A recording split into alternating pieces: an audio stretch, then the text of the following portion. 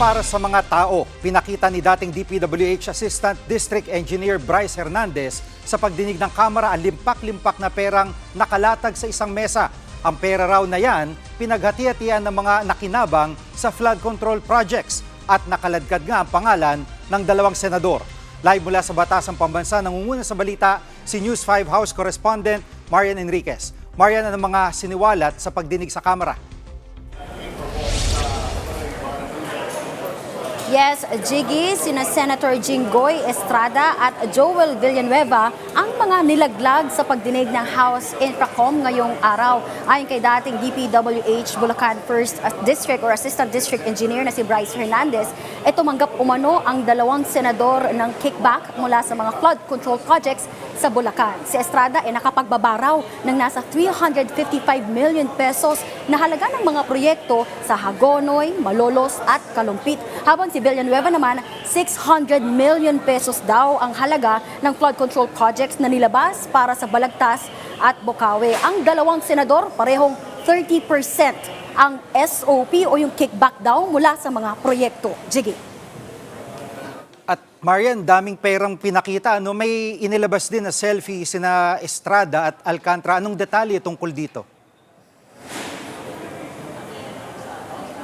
Yes, Jiggy, inilabas nga ni Hernandez ang ilang litrato na magkasama nga itong si DPWH, District Engineer Henry Alcantara at si Senator Jinggoy Estrada. Kinunan daw yan sa kaarawan ng senador sa isang hotel. Ayon kay Hernandez, mukhang super close nga raw ang dalawa. Pakinggan natin itong pahayag ni Hernandez. Engineer Henry Alcantara and Senator Jinggoy Estrada have met a couple of times. Sabi po nila hindi po sila magkakilala. Baka naman po fun lang siya. And they appear super close, Your Honor.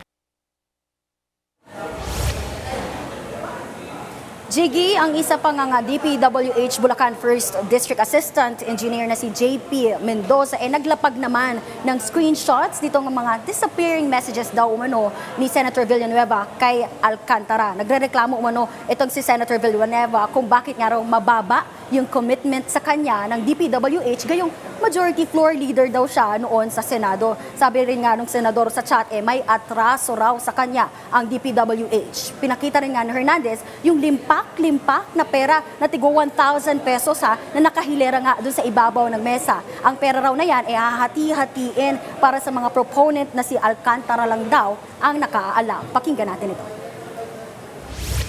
Sa tambayan po namin yan So yan po dyan po pine-prepare yung mga pera na for delivery with regard sa mga proponent na kausap ni Boss Henry Alcantara.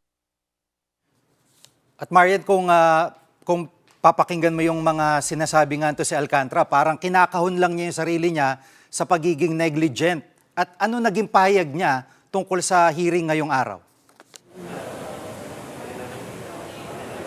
Jiggy, itinagi nga nito ni Alcantara na nagpadala siya ng pera sa mga nabanggit na senador kina Estrada at kay Villanueva. Narito ang kanyang pahayag. Wala po kong personal na connection po kay Senator Your Honor. Kay Senator Joel, ang tanda ko po dyan, nagre-request po siya ng mga multipurpose building kay Secretary at that time. Ilan po yan? Wala naman po nakalagay dyan na ako'y may transaksyon ng financial sa kanya. Yung pera po na yon, nasa bahay na po yun. I think po, yan po ay pera ng contractor po na nakolekta, nagamit ang ibang lisensya, doon lang po dinala at nagkatuwaan po na picturean po yan. At marahil nga, tanong ng nakararami talaga, ano bang mangyayari sa mga ito? Makakasuhan ba ang mga opisyal na nadadawit?